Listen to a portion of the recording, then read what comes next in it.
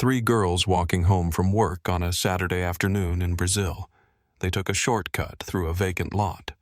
What they saw there, huddled against a wall, would turn their lives into a nightmare. A creature. Brown, oily skin, red glowing eyes, 3 bumps on its head, about 4 feet tall, sitting in a crouch, staring at them.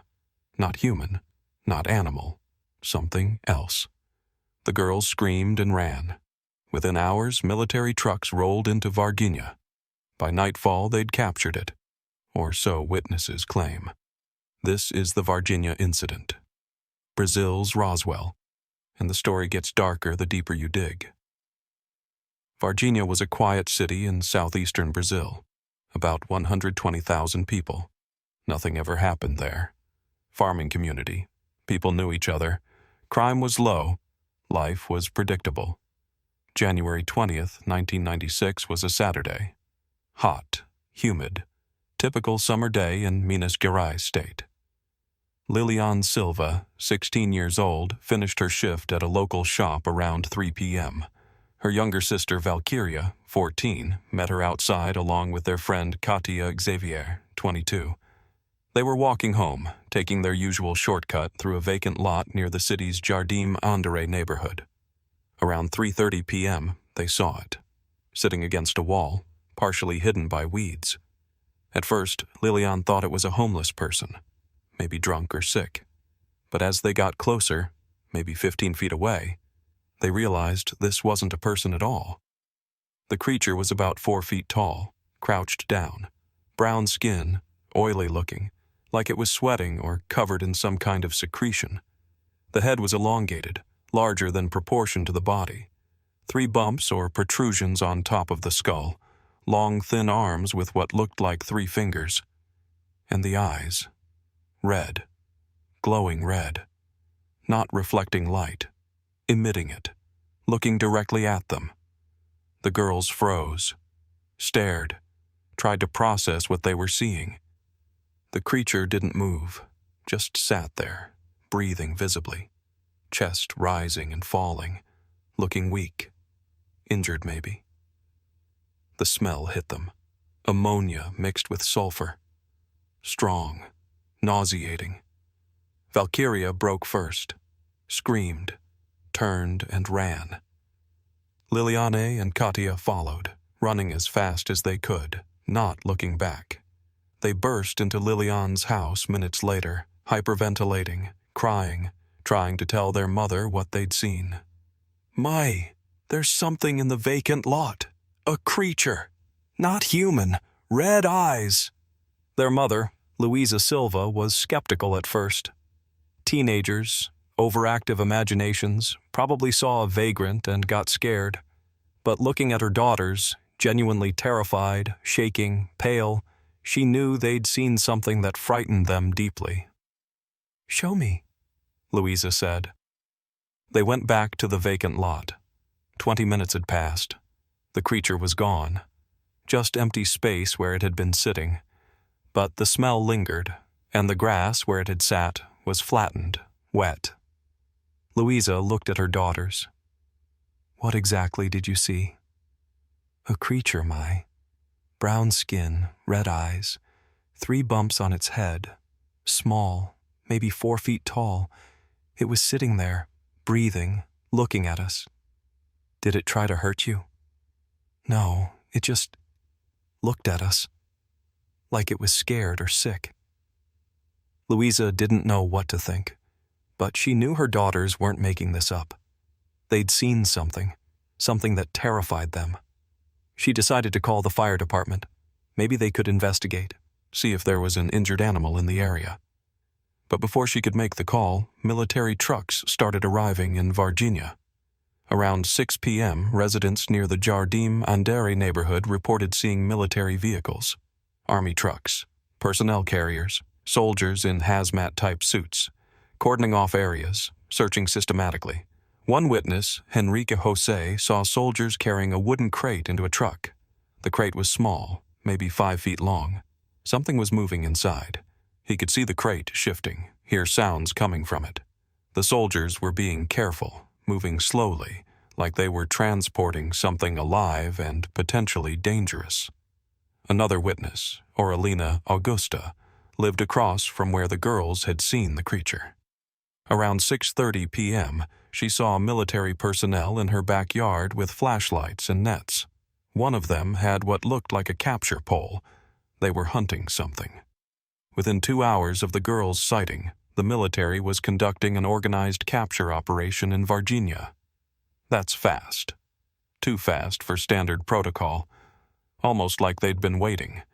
Like they knew something was there. Rumors spread through the city that night.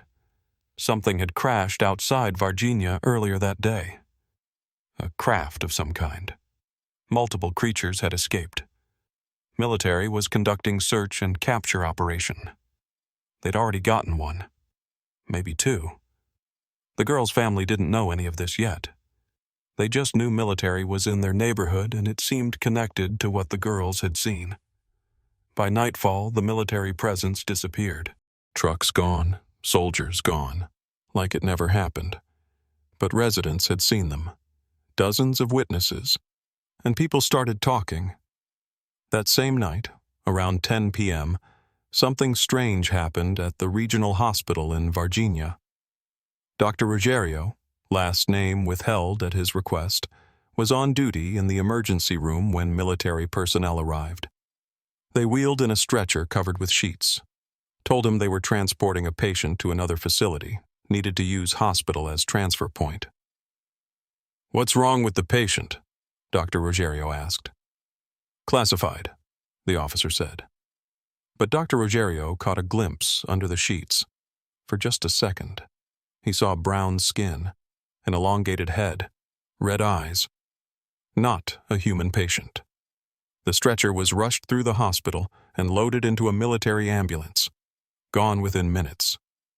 But Dr. Rogério knew what he'd seen, and it matched the description the three girls had given earlier that day. When someone experiences something impossible, when your brain can't categorize what your eyes are showing you, there's a moment of disconnect. Your reality cracks. Everything you thought you knew becomes negotiable. The three girls experienced that in the vacant lot. Dr. Rogério experienced it in the hospital corridor, and over the next few days, more people in Varginha would experience it too. The next morning, Sunday, January 21st, the city was buzzing with rumors. Something had happened. Military had been here. They'd captured something. People who'd seen the operation were comparing notes. The Silva sisters were terrified. They'd seen the creature first, started the whole thing. And now military was involved? They wanted to stay quiet, forget about it. But the story was already spreading. On Monday, January 22nd, local newspapers picked it up. Strange creature spotted in Varginha. They interviewed the girls, their mother, witnesses who'd seen the military operation. The story went regional, then national. By the end of the week, Brazilian media was saturated with Varginha coverage. Government response was swift and dismissive. No military operation occurred in Varginha. The girls probably saw a vagrant or a mentally disabled person. There's no creature. There's no cover-up. But too many people had seen too much.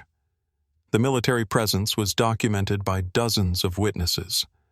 The hospital transfer happened. Hospital staff confirmed it, even if they couldn't say what was transferred. UFO researchers descended on Varginha, interviewed witnesses, documented timelines, built comprehensive case that something extraordinary had occurred. What they discovered was disturbing. Multiple witnesses reported seeing a craft crash in rural area outside Varginha on the morning of January 20th. Farmers saw smoke, heard impact, but when they went to investigate, military was already there, securing the site. Wouldn't let anyone near it. If a craft crashed and there were occupants, and they escaped into Varginha, that would explain the capture operation, explain the multiple sightings, explain the military response. But it wouldn't explain what happened to Marco Ili Cerese. Marco was a military police officer, 23 years old. On January 20th, he was part of the team that handled the captured creature. He didn't wear protective gear, just his standard uniform. He physically touched the creature while helping load it into transport vehicle. Days later, Marco got sick. Fever, severe infection, covered in strange lesions. On February 15th, less than a month after the incident, Marco died. Official cause: severe infection leading to toxic shock. His family didn't believe it. Marco was healthy, young, strong. He'd been fine until he handled that creature. His sister, Antonia, demanded answers. What had her brother been exposed to? What killed him? Military refused to comment. Doctor who treated Marco was transferred to another hospital before family could question him. Marco's medical records were classified. The family tried to sue. Case was dismissed. No evidence of military negligence. Marco's death was unfortunate infection, nothing more. But Antonia knew better. Her brother had told her what he'd handled that night. Described the creature. Said it was like nothing he'd ever seen. Said it scared him. A week later, he was dead.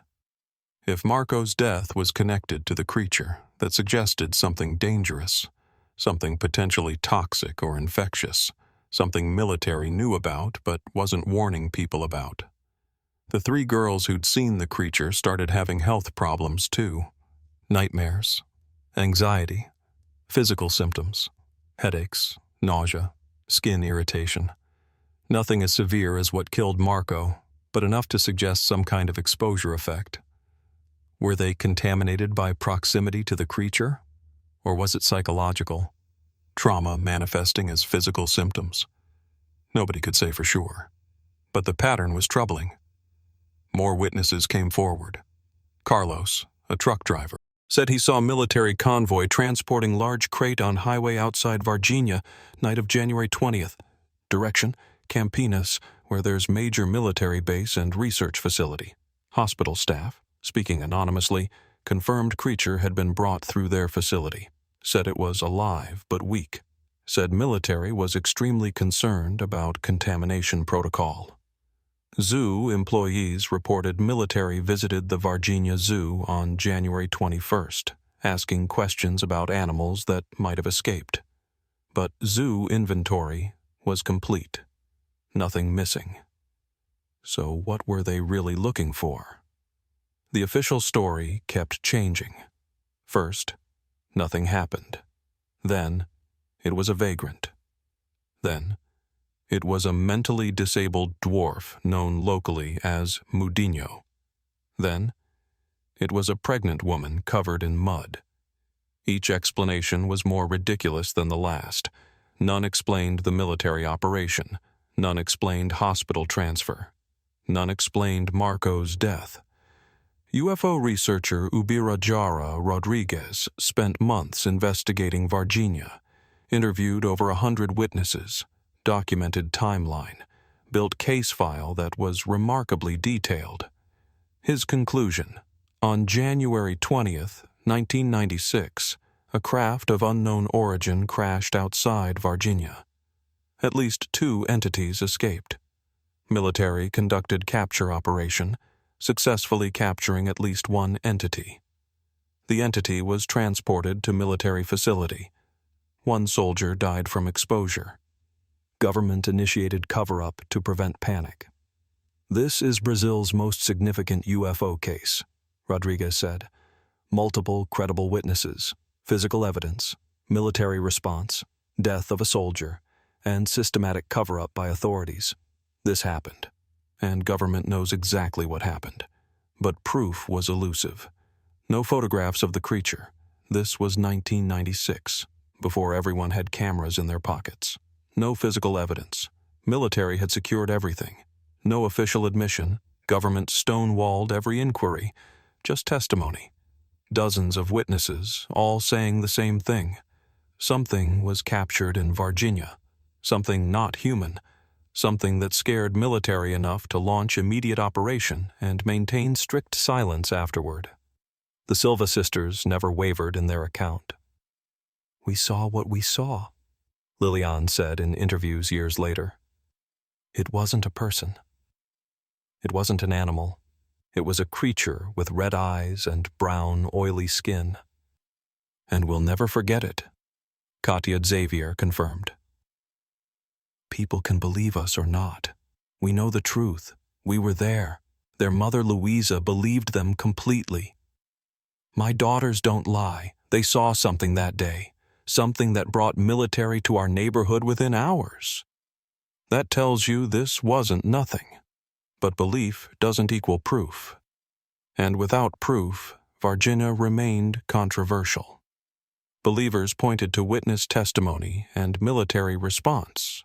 Skeptics pointed to lack of physical evidence and called it mass hysteria. The truth, whatever it was, remained locked behind military classifications and government denials. What we know for certain, 3 girls saw something that terrified them. Military conducted operation in Varginha that same day. Hospital staff saw something unusual transferred through their facility. A soldier died weeks later under mysterious circumstances. Government has consistently denied everything while offering contradictory explanations. Either something extraordinary happened in Varginha, or the most elaborate hoax in Brazilian history was perpetrated by dozens of independent witnesses who had nothing to gain and everything to lose by speaking up. The investigation intensified. UFO researchers from around the world flew to Varginha. This wasn't just another UFO story. This had multiple witnesses, military involvement, a dead soldier, and a government that couldn't keep its story straight. Ubirajara Rodriguez interviewed everyone he could find, built a timeline, mapped out sighting locations. What emerged was more complex than initial reports suggested. The crash site was about 5 miles north of Varginha in rural farmland. Farmer Eurico Rodriguez, no relation to the investigator, was working his field around 8 a.m. on January 20th when he heard a loud sound. Not quite an explosion, more like heavy impact. Saw smoke rising from wooded area on his property. He walked toward it, got within maybe 200 yards when military vehicles arrived. Soldiers jumped out, told him to leave immediately, secured the perimeter, wouldn't let him near his own land. "I tried to argue," Eurico told investigators. "It's my property." But they said it was matter of national security. Threatened to arrest me if I didn't leave. So I left. By noon, military had established full perimeter around the crash site. Helicopters overhead. Trucks coming and going. Major operation for something government later claimed didn't exist. What crashed? Eurico couldn't see. Too far away, and military blocked access. But he saw them loading something onto flatbed truck around 2 p.m. Something large covered with tarps. They transported it out under heavy guard. If a craft crashed at 8 a.m. and creatures escaped, they'd have 7 hours to scatter before the girls saw one at 3:30 p.m. That's enough time to travel several miles on foot. Enough time to get into the city, hide in vacant lots, maybe get injured or disoriented. Multiple sighting reports support this timeline. Around 1 p.m., before the girls' sighting, military police received call about strange animal near the city zoo. Officers responded, found nothing. Or claimed they found nothing. But this suggests creature sightings started earlier than official timeline admits. Around 2:30 p.m., 1 hour before the girls' sighting, construction workers at a site near Jardim Andere saw something moving through bushes. Described it as small, brown, moving strange. They didn't approach it, thought it was wild animal. Then the girls saw it at 3:30 p.m. By 4 p.m., their mother had spread word to neighbors. By 6 p.m., military was conducting organized capture operation. But here's what's interesting. Military didn't ask where the creature was. They didn't question residents about sightings. They just showed up and started searching systematically, like they already knew it was there, like they had tracking equipment or prior intelligence. How did they know where to look? One theory: the creatures had tracking devices, either biological or technological. Military could follow them after the crash. That would explain rapid response and organized search pattern. Another theory: military had been tracking the craft before it crashed. They knew it was coming down. Mobilized response team were already en route when impact occurred. Either way, their response was too fast and too organized to be reactive. This was planned operation. The capture itself happened around 6:45 p.m., according to witnesses in the Jardin Andere neighborhood. Military personnel, some in regular uniforms, some in hazmat-style suits, cornered something in an alley behind residential buildings. Enrique Jose watched from his window. They used nets, like animal control. The thing was trying to escape, but it was weak, couldn't move fast. They got it into a wooden crate, loaded it onto a truck. Did you see what it was? Not clearly. Just glimpses, small, dark, moving. They were very careful with it, treating it like it was dangerous. How many soldiers? Maybe 8 or 10, plus the ones securing the perimeter. Big operation for one small creature. The crate was transported to the fire department headquarters first. This is documented. Fire department personnel saw it arrive. Captain Santos, speaking anonymously years later, said military used their facility as staging area, kept the crate there for about an hour while coordinating next move. "We weren't allowed near it," Santos said. "But we heard sounds. Like breathing, heavy breathing, and smell. Ammonia and something else. Made your eyes water." "Did you see inside the crate?" "No, but I know something alive was in there. Something that scared the military officers. They were nervous, on edge."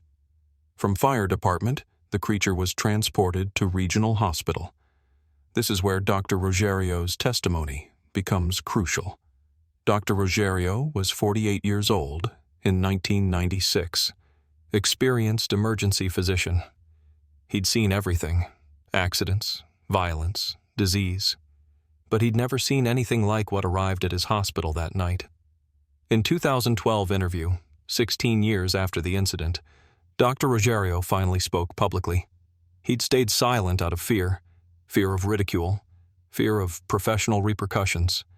But approaching retirement, he decided truth was more important than career protection. "They brought it in around 10 p.m., he said. Military escort. Stretcher covered with sheets. They said they were using our facility as transfer point, moving patient to Campinas. "Did you examine it?" "No, they wouldn't allow it, but the sheet shifted. I saw the head, brown skin, texture like nothing I'd seen. The skull was elongated, larger than human proportion, and the eyes, red, even though it appeared unconscious. Not reflecting red, emitting red light." "How long was it there?" "Maybe 15 minutes. Long enough for me to see it, to know it wasn't human. Then they transferred it to military ambulance and left." "Did you report this?" "To my superiors, yes. They told me to forget what I'd seen. Said it was classified military matter, that discussing it could have serious consequences." "But you're discussing it now." "Because I'm old and I'm tired of lying. That was a non-human entity. I'm a doctor. I know human anatomy. That wasn't human. Dr. Rogério's testimony corroborates the girl's description perfectly. Brown skin, elongated head, red eyes. Same creature. And military had it. Had it alive. Was transporting it to military facility in Campinas. What happened after Campinas? Nobody knows. Military has never acknowledged the incident, never confirmed or denied having the creature. The base at Campinas is highly classified, aerospace research facility. If you were going to study an alien entity, that's where you'd take it. But we do know what happened to Marco Eli Cerese. and his death suggests the creature was more dangerous than anyone realized. Marco was part of the military police unit that handled initial capture. He was 23, healthy, athletic, no prior medical issues. On January 20th, he was assigned to assist with special operation in Varginha. His family didn't know details. Marco couldn't discuss his work. But days after the operation, Marco got sick, started with fever, then severe infection. Lesions appeared on his skin, strange marks that doctors couldn't identify. His immune system was failing. He was hospitalized on February 6th. Condition deteriorated rapidly. On February 15th, 26 days after handling the creature, Marco died. Official cause of death, generalized infection, toxic shock. But doctors were puzzled. Young, healthy man shouldn't die from infection this aggressive. His family demanded autopsy, wanted to know what killed him. Military said standard autopsy had been performed. Results were conclusive. Just bad luck, rare infection.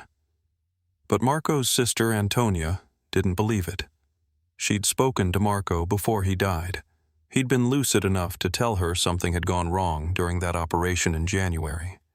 That he'd handled something he shouldn't have. That he was scared. "What did you handle?" Antonia asked. "I can't tell you." Classified. But Antonia, it wasn't human. Whatever it wasn't human. Those were the last meaningful words he spoke. Days later, he was dead. Antonia tried to access his medical records. Denied, classified. She tried to speak to the doctors who treated him. They'd been transferred, suddenly, all at once, to different hospitals across Brazil. Convenient timing. She tried to sue for wrongful death. Case dismissed. No evidence of negligence. No proof of connection between Marco's work and his death. But timing was damning. Healthy soldier handles unknown creature. 2 weeks later, he's covered in lesions and dying from mysterious infection. Military classifies everything and stonewalls investigation. That's not coincidence. That's cover-up. Did the creature carry some kind of pathogen? Something humans have no immunity to? Or did it have defensive mechanism, toxic skin secretion maybe, that caused severe reaction in anyone who touched it? The 3 girls who saw the creature also experienced symptoms. Nothing as severe as Marco, but concerning nonetheless. Headaches that persisted for weeks. Nausea. Skin irritation where the smell had been strongest. One of the girls, Valkyria, developed eye problems. Sensitivity to light that lasted months. Were these symptoms from exposure to the creature? Or psychosomatic, trauma manifesting physically? Medical professionals who examined the girls couldn't say definitively, but the pattern suggested something environmental, something they'd been exposed to at that vacant lot. Investigators tested the site. Soil samples, air quality, looking for radiation or chemical contamination, found nothing unusual. But if the creature had been gone for hours by the time testing happened, any evidence might have dissipated. The zoo connection added another strange layer to the story. On January 21st, the day after the incident, military officers visited Varginha Zoo. They wanted to speak to the director, see records of all animals in captivity, check if anything had escaped. Zoo director Leila Cabral was confused. "Nothing's escaped. Our inventory is complete."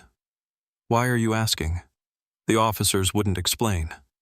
Just said they were investigating reports of unusual animal in the area. Needed to confirm zoo wasn't the source. But Leila knew something was off. They weren't looking for escaped zoo animals. They were looking for something specific.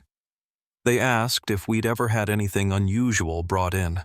Exotic species, unidentified animals. I said no. They seemed disappointed. One officer asked, "If someone brought you an unknown animal species, what would be your protocol?" "We'd quarantine it, contact biological researchers, document everything." "Why?" "Just asking." They left. Never came back. Never explained why they'd been there. Theory emerged. Military was trying to establish cover story. If they could claim the creature was escaped zoo animal, they could explain the sightings without admitting to alien entity. But zoo's complete inventory made that impossible. So they moved to next cover story, mentally disabled vagrant. Varginha had a known vagrant called Mudinho, developmentally disabled man about 4 feet tall who wandered the city. Police suggested maybe the girls had seen Mudinho and, frightened, misidentified him as a creature. But Mudinho was well known locally. The girls knew who he was, and Mudinho was human. Not brown, oily skin, not red, glowing eyes, not 3 bumps on his head. The description didn't match at all. When that didn't work, military tried another explanation. Pregnant woman.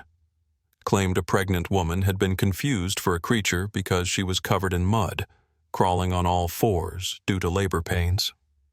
This was possibly the most insulting explanation. 3 young women couldn't recognize a pregnant woman? Could mistake a human in distress for an alien entity? The Silva sisters were furious. "They think we're stupid," Lilian said. "We know what a person looks like. What we saw was not a person." Each failed explanation made the cover-up more obvious. If nothing had happened, why keep changing the story? Why not just stick with nothing happened and ignore it? Because too many people had seen too much. Too many witnesses. Too much military presence. Too much documentation. The story was too big to simply deny, so government tried to muddy the waters instead. Create multiple competing narratives. Make it so confusing that people would give up trying to find truth. It worked, partially. Media coverage diminished. Public interest waned. By late 1996, Varginha had faded from headlines, but researchers never stopped investigating, and witnesses never changed their stories. In 1997, Ubirajara Rodriguez published a comprehensive book on Varginha. Documented every witness testimony, mapped timeline, presented evidence. His conclusion: this was genuine alien encounter, complete with crash, capture, and government cover-up. Skeptics dismissed it as poorly researched conspiracy theory, but Rodriguez's work was actually meticulous. He'd interviewed over 100 people, cross-referenced stories, documented discrepancies in official narrative. "Something happened in Varginha," Rodriguez insisted, "and Brazilian government knows exactly what. They captured at least one alien entity. They transported it to military facility, and they're keeping it secret because revealing truth would cause panic." International UFO community embraced Varginha as major case, comparable to Roswell. Multiple witnesses, military response, dead soldier, physical evidence in the form of Marco's body, government cover-up, all the elements of compelling case. But proof remained elusive. No photographs of the creature, no physical samples, no official admission, just testimony and circumstantial evidence. The girls who started it all grew up carrying this burden. They'd seen something impossible, reported it honestly, and spent years being mocked, questioned, accused of lying. "People treat us like we're crazy," Valkyria said in 2006 interview 10 years after the incident. "But we know what we saw. We were 15 feet away from it, looking right at it. That memory doesn't fade. It doesn't change. We saw a creature with red eyes and brown skin, and military captured it hours later. Those are facts," Katya Xavier confirmed. "I've lived with this for 10 years. People recognize me on the street. You're the girl who saw the alien. Some people are curious. Most are mocking, but I don't care anymore. I know my truth. Their mother, Louisa, never doubted them. My daughters didn't lie. They're not attention seekers. They saw something that day that terrified them. Something real. And government's response proved it was real. You don't send military units for imaginary creatures.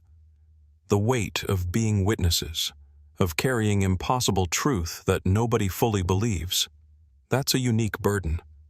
The Silva sisters and Katia carried it for years, still carry it today.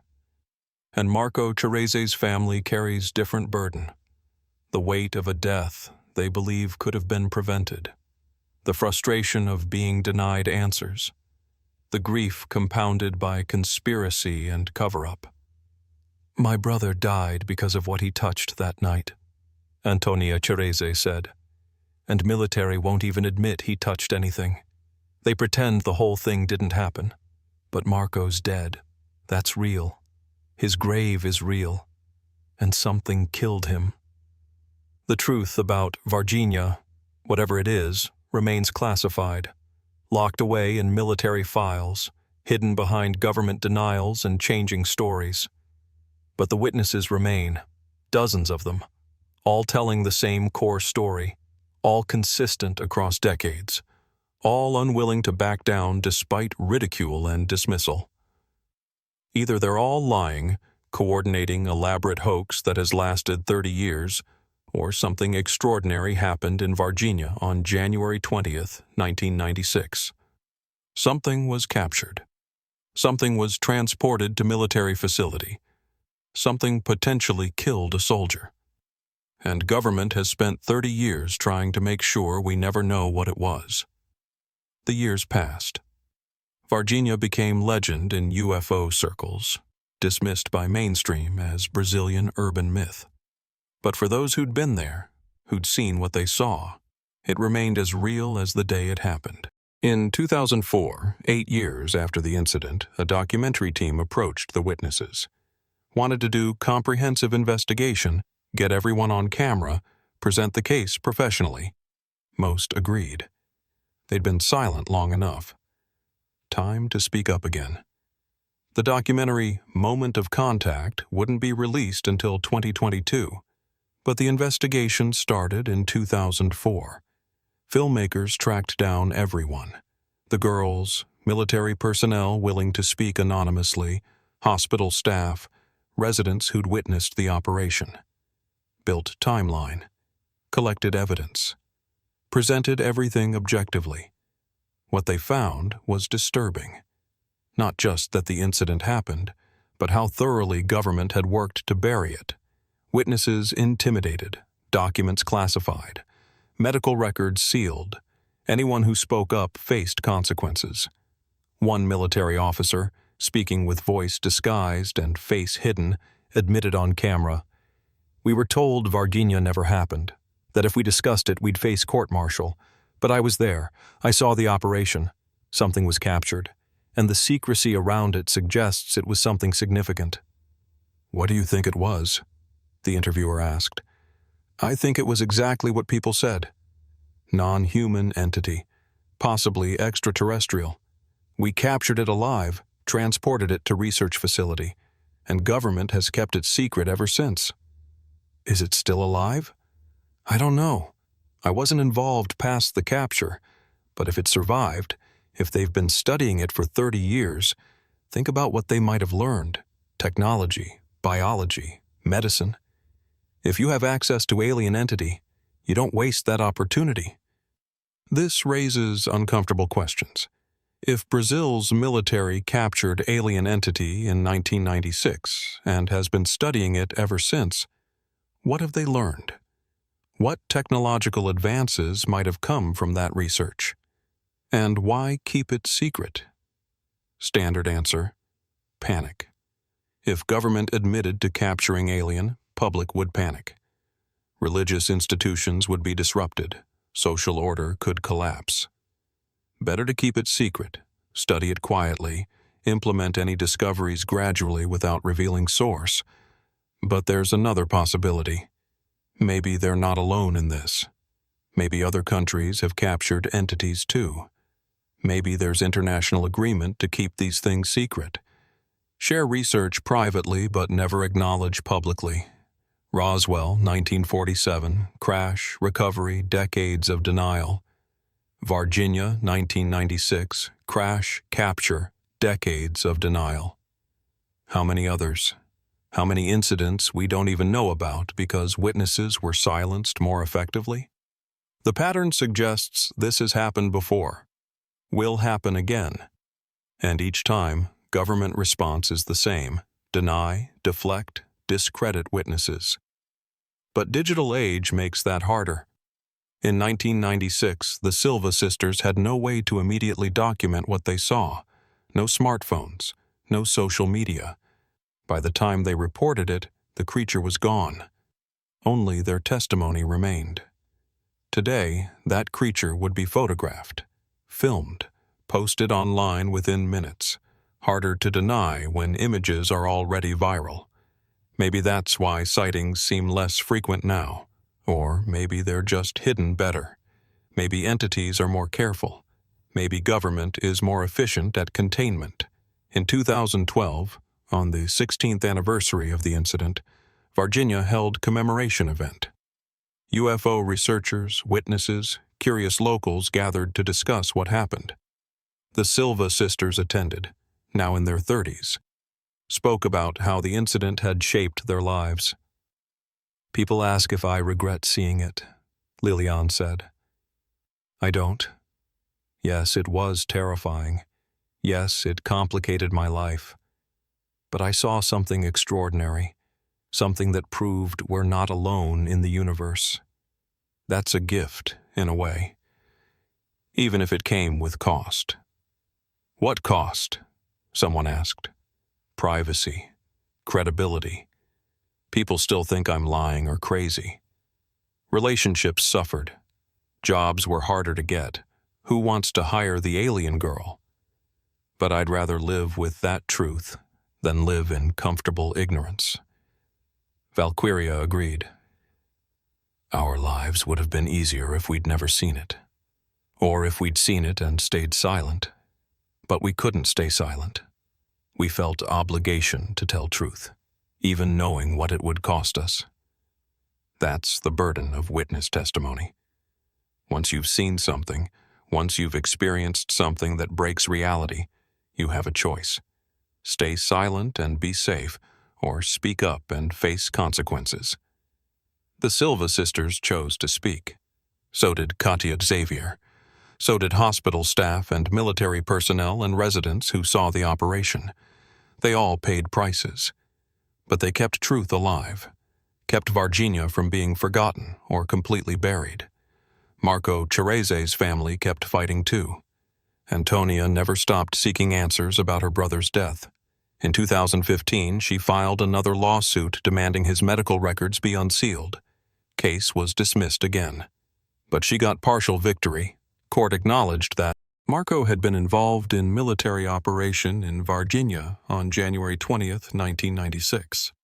First official admission that any military operation occurred that day. Small victory, but significant. Government had been denying any operation happened. Now court documents confirmed it. That opened door for further investigation.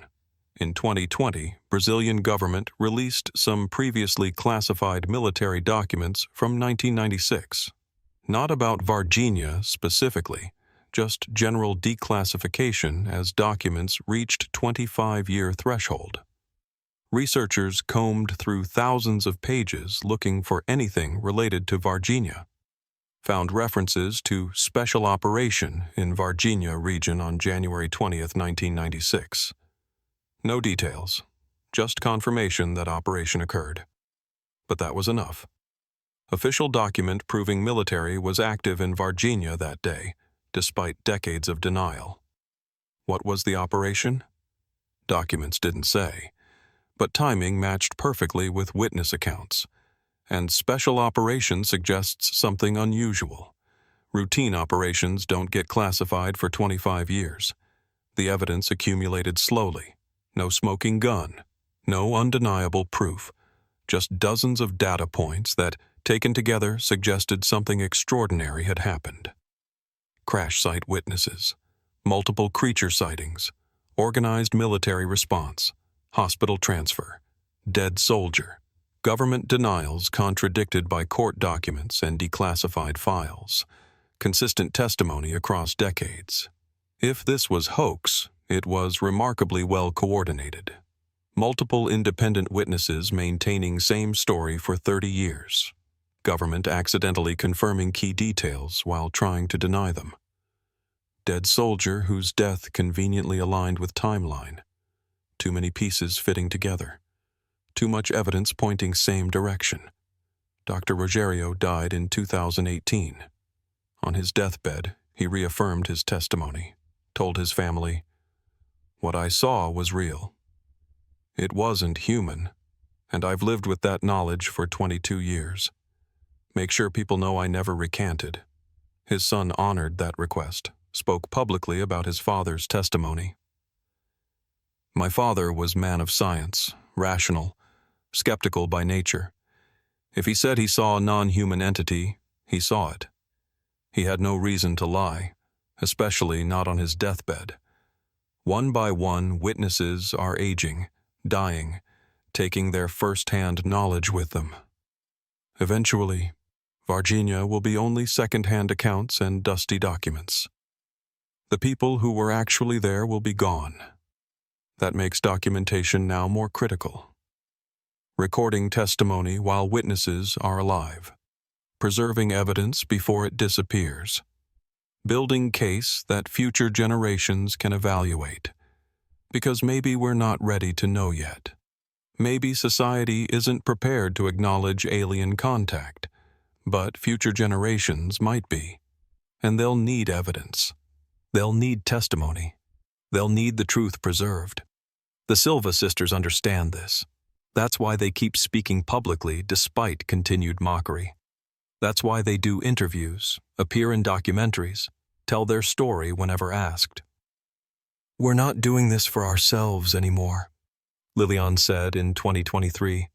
"We're doing it for history, so that when humanity is finally ready to accept this truth, the evidence will be there, the testimony will be preserved, and maybe then people will understand what happened in Varginha."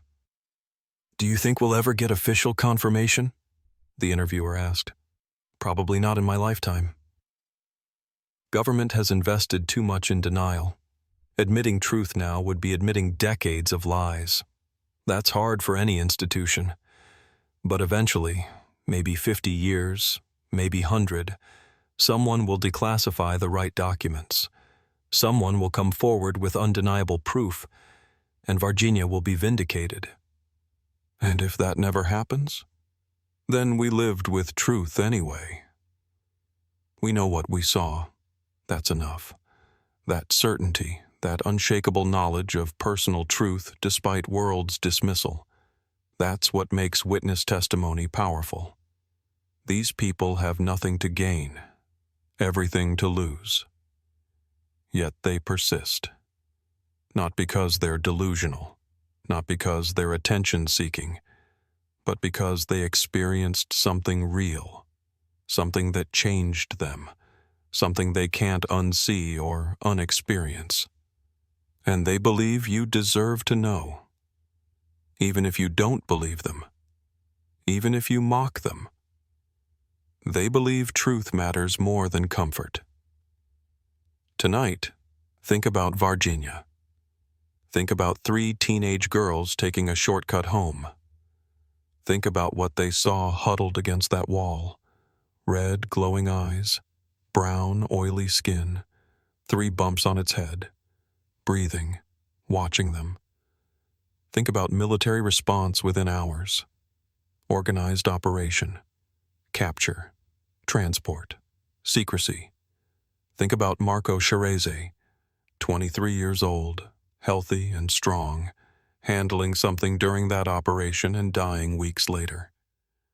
Think about his family, still seeking answers, still denied truth. Think about all the witnesses, dozens of them, all consistent, all unwavering, all paying prices for speaking up. Are they all lying, all coordinating elaborate hoax for 30 years? Or did something extraordinary happen in that Brazilian city on that January afternoon?